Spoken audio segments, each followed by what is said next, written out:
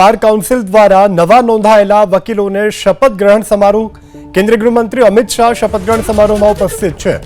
રાજ્યભરના 11,000થી વધુ નવા નોંધાયેલા વકીલો શપથ લઈને સર્જશે નવો રેકોર્ડ। શરૂઆતમાં મેં કહ્યું કે આ કાર્યક્રમ ઐતિહાસિક છે। ઐતિહાસિક બે રીતે છે કે આજે 11,000 યુવા વકીલો સંવિધાનની રક્ષા અને નાગરિકોને ન્યાય અપાવવાની પ્રક્રિયા સાથે વ્યવસાયિક રૂપે જોડાવાના છે। અને ઐતિહાસિક બીજા કારણથી પણ છે જે એક છત નીચે 11,000 વકીલો ભેગા કરવા એ પણ પોતપોતાના હિસાબથી ઇતિહાસ।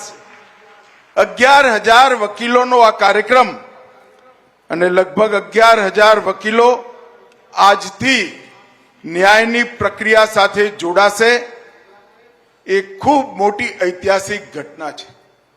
સૌથી પહેલા આ યુવા ધારાશાસ્ત્રીઓને હું હૃદયપૂર્વક મનપૂર્વક અનંત અનંત શુભકામનાઓ આપી મારી વાતની શરૂઆત કરવા માંગુ છું। મિત્રો, તમે આજથી જે વ્યવસાય સાથે જોડાઈ રહ્યા છો એ કેવળ એક વ્યવસાય નથી, પવિત્ર ફરજ છે। એ પવિત્ર ફરજ સંવિધાનને મજબૂત કરવાની, લોકતંત્રને મજબૂત કરવાની અને દેશની 140 કરોડની જનતાના સંપત્તિ, શરીર અને સન્માનની રક્ષાના સંવિધાન દત્ત અધિકારોનો નિર્વહન કરવાની ફરજ છે। અને આ ફરજ એક વકીલ તરીકે, એક ધારાશાસ્ત્રી તરીકે તમારે નિભાવવાની છે। બીજા કોઈ પણ વ્યવસાયમાં કદાચ થોડી ચૂક થાય, ભૂલ થાય તો કદાચ કોઈકને આર્થિક નુકસાન જાય, પરંતુ તમે જે વ્યવસાય સાથે જોડાવા જઈ રહ્યા છો એમાં તમારી ચૂક, તમારી ભૂલ સીધા કોઈના જીવનને અંધકારમય પણ બનાવી શકે અને કોઈના જીવનને જો તમે સારી રીતે કામ કરો તો પ્રકાશમય પણ બતાવી શકે। મિત્રો, અને એક એવા સમયે તમે સંવિધાનના રક્ષણની પ્રક્રિયા સાથે જોડાવા જઈ રહ્યા છો જે વખતે આપણા સંવિધાને 75 વર્ષ પૂરા કર્યા છે। ભારતની સંસદે આ જ વર્ષે અપરાધિક કાયદાઓની ત્રણેય કાયદાઓમાં આમૂલચૂર પરિવર્તન કરી નવા કાયદાઓ અપનાયા છે અને ભારત વિશ્વની અર્થતંત્રના લિસ્ટમાં 5મા નંબરે પહોંચી ગયું છે। એ સમયે આપ સૌ આ સંવિધાન રક્ષણના વ્યવસાય સાથે જોડાઈ રહ્યા છો એ તમારા સૌ માટે ગૌરવની વાત છે, સમગ્ર ગુજરાત માટે ગૌરવની વાત છે। મિત્રો, ધારાશાસ્ત્રીઓનું યોગદાન દેશના નિર્માણમાં, દેશની આઝાદીમાં અને દેશના સંવિધાનના નિર્માણમાં ખૂબ ઉત્તમ કક્ષાનું રહ્યું છે। આઝાદીના આંદોલનનો અભ્યાસ કરીએ તો લાલા લાજપતરાય હોય, બાલ ગંગાધર તિલક હોય, મહાત્મા ગાંધી હોય, ભુલાભાઈ દેસાઈ હોય, સરદાર વલ્લભભાઈ પટેલ હોય, રાજેન્દ્ર બાબુ હોય કે ડોક્ટર આંબેડકર, આ બધા જ આઝાદીના આંદોલનના લડવૈયાઓ પોતે વ્યવસાય ધારાશાસ્ત્રી હતા। અને જ્યારે આઝાદી પછી સંવિધાન બનાવવાની શરૂઆત થઈ ત્યારે સંવિધાન સભામાં મુખ્ય ભૂમિકા અપનાવવામાં સંવિધાન સભાની ડ્રાફ્ટિંગ કમિટીના ચેરમેન ભીમરાવ આંબેડકર અને સંવિધાન સભાની અધ્યક્ષતા કરતા રાજેન્દ્ર બાબુ અને સંવિધાનની નિર્માણમાં મુખ્ય ભૂમિકા નિભાવનારા KM મુનશી પણ પ્રતિષ્ઠિત ધારાશાસ્ત્રીઓ હતા। મિત્રો, દૂરદર્શી, પારદર્શી અને સમાવેશી સંવિધાન આ આપણા પૂર્વજોએ બનાવ્યું અને એના રક્ષણની અને એના સુચારુ નિર્વહનની જવાબદારી સાથે આજ તમે બધા જોડાવા જઈ રહ્યા છો. મિત્રો, આજે હું આ મંચ ઉપરથી સૌથી પહેલા જે પટેલને હૃદયપૂર્વક અભિનંદન આપવા માંગુ છું કે આટલું મોટું મોબિલાઇઝેશન એક સાથે એક સ્પિરિટ સાથે ધારાશાસ્ત્રીઓનું કદાચ ગુજરાતમાં નહીં દેશભરમાં ક્યારેય નહીં થયું હોય એ પહેલી વાર આજે થયું છે. અને આજે એવા સમયે એમને આ ધારાશાસ્ત્રીઓને ન્યાય પ્રક્રિયા સાથે જોડવાનો આ ઐતિહાસિક કાર્યક્રમ કર્યો છે.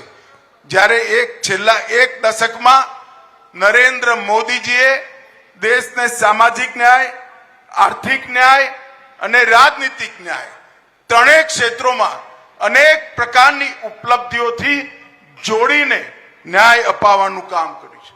સામાજિક ન્યાયની વાત કરીએ તો ટ્રિપલ તલાક સમાપ્ત કરી પહેલી વાર મુસ્લિમ મહિલાઓને સમાનતાનો અધિકાર આપ્યો. નવી શિક્ષા નીતિ, એની અંદર સ્કિલ બેઝ એજ્યુકેશન અને માતૃભાષામાં શિક્ષણથી આપણા યુવાઓને, કિશોરોને એમણે એજ્યુકેશનનો અધિકાર આપ્યો. નાગરિકતા સંશોધન અધિનિયમ એને વર્ષોથી પ્રતાડના ઝેલતા આપણા જ દેશના નાગરિકોને નાગરિકતાનો અધિકાર આપ્યો. આર્થિક ન્યાયના ક્ષેત્રમાં જેમ ટ્રિનિટી 39,000 અલગ અલગ કાયદાઓના કોમ્પ્લાયન્સીસ સમાપ્ત કર્યા. બેંકોનું મર્જર, એનપીએની સમસ્યાનું સમાધાન અને ભારતના અર્થતંત્રને વિશ્વના 5મા નંબરનું અર્થતંત્ર બનાવવાનું કામ નરેન્દ્ર મોદીજીએ કહ્યું. અને રાજનીતિક ન્યાયની જ્યારે વાત કરીએ ત્યારે વર્ષોથી લોકો જેની રાહ જોતા હતા એ આર્ટિકલ 370 ને સમાપ્ત કરવાનું કામ આપણા વડાપ્રધાન નરેન્દ્ર મોદીએ 10 વર્ષમાં 12 થી વધુ સેટલમેન્ટ કરી આખા નોર્થ ઇસ્ટની અંદર શાંતિ સ્થાપવાનું કામ કર્યું.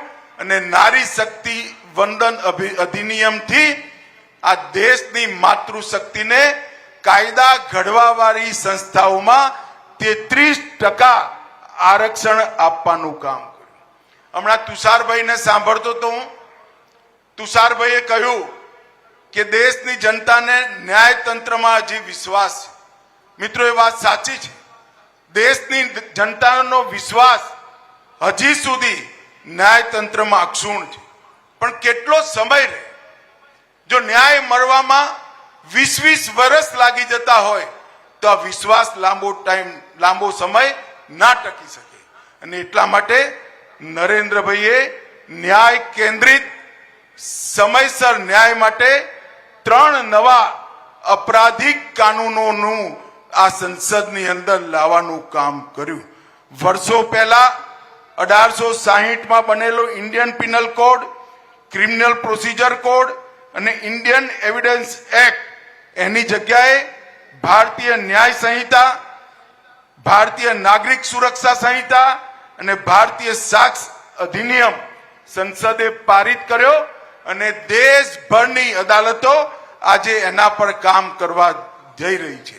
મિત્રો, તમે જ્યારે આજથી આ ન્યાય પ્રક્રિયામાં જોડાવા જઈ રહ્યા છો ત્યારે હું એટલું ચોક્કસ કહીશ કે સંપૂર્ણ આના ઇમ્પ્લિમેન્ટેશન પછી પોલીસ સ્ટેશનમાં એફઆઈઆર રજીસ્ટર થવાથી લઈ 3 વર્ષના જ ટૂંકા સમયમાં સુપ્રીમ કોર્ટ સુધી ન્યાય મળી જાય એવી વ્યવસ્થા આ કાયદાઓની અંદર કરવામાં આવી છે.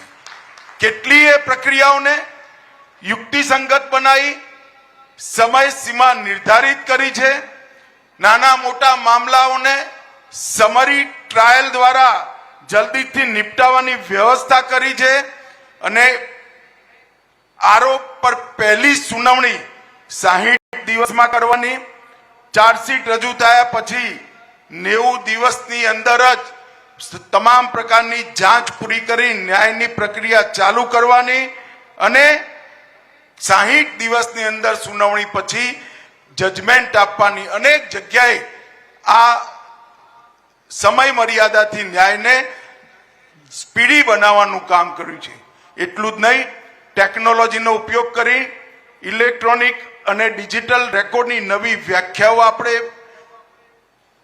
કાયદાની અંદર સમાવેશ કર્યો. FIR થી લઈ, કેસ ડાયરીથી લઈ, ચાર્જશીટથી લઈ જજમેન્ટ સુધી આખી વ્યવસ્થા ડિજિટાઇઝ કરવામાં આવી. સમન અને વોરંટ હવે ડિજિટલ રીતે ઇસ્યુ થશે અને સાક્ષીઓનું રેકોર્ડિંગ પણ ડિજિટલ માધ્યમથી કરવામાં આવશે. અને 7 વર્ષથી ઉપરની સજાવાળા દરેક ગુનામાં ફોરેન્સિક સાયન્સ લેબોરેટરીની વિઝિટ કમ્પલસરી કરી. મોબ લિન્ચિંગ, દેશદ્રોહ અને કોમ્યુનિટી સર્વિસ અને આતંકવાદ, આ બધી નવી વ્યાખ્યાઓ આપણે જોડવાનું કામ કર્યું મિત્રો. અને આના માધ્યમથી આ પ્રક્રિયા આજે સમગ્ર દેશમાં લાગુ કરવાનું શરૂ થઈ ગયું છે. હવે હજી પોલીસ સ્ટેશનથી લઈ સુપ્રીમ કોર્ટ સુધી આની અંદર એક વાક્યતા લાવતા 1.5 થી 2 વર્ષ જશે. પરંતુ 2 વર્ષ પછી હું તમને સૌને વિશ્વાસ આપવા માંગુ છું કે એક FIR દેશના કોઈ પણ ખૂણાની અંદર નોંધાશે, એનું સુપ્રીમ કોર્ટ સુધી ન્યાય આપવાની પ્રક્રિયા 3 વર્ષની સમય સીમાની અંદર પૂરી થઈ જાય એ પ્રકારની ન્યાયિક પ્રક્રિયા આપણે દેશની અંદર ટૂંક સમયની અંદર જોઈ શકીશું. મિત્રો, તમે જે વ્યવસાય સાથે જોડાયા છો એ વ્યવસાય અનેક સમયે દેશને, સંવિધાનને, દેશના લોકતંત્રને અને દેશના ગરીબ નાગરિકોના અધિકારને બચાવવાનું કામ કર્યું છે. કેટલાય એવા જજમેન્ટો છે જેમાં વિદ્વાન ધારાશાસ્ત્રીઓએ સુપ્રીમ કોર્ટની મદદ કરી દેશના કાયદાને આકાર આપવાનું કામ કર્યું છે. બંધારણની મૂળ ભાવના, એના સ્પિરિટનું રક્ષણ કરવાનું કામ કર્યું છે. અને બંધારણના સ્પિરિટને નીચે સુધી, અધિકારોને નીચે સુધી પહોંચાડવાનું કામ આ જ ન્યાયિક પ્રક્રિયાએ કર્યું છે. આજ સૌ આ પવિત્ર વ્યવસાયની અંદર જોડાવા જઈ રહ્યા છે વખતે મારી ખૂબ ખૂબ શુભેચ્છાઓ તમારી સાથે છે. આવનારા દિવસોની અંદર આ દેશની અંદર નવી ન્યાય પ્રણાલી જ્યારે લાગુ થશે એ જ વખતે તમે તમારી પ્રેક્ટિસ શરૂ કરવા જઈ રહ્યા છો. એક શુભ સંજોગ છે. મારી આપ સૌને ખૂબ ખૂબ શુભેચ્છાઓ. અને બાર કાઉન્સિલ ઓફ ગુજરાતને પણ હું હૃદયપૂર્વક ખૂબ ખૂબ અભિનંદન આપી મારી વાત પૂરી કરું છું. વંદે માતરમ.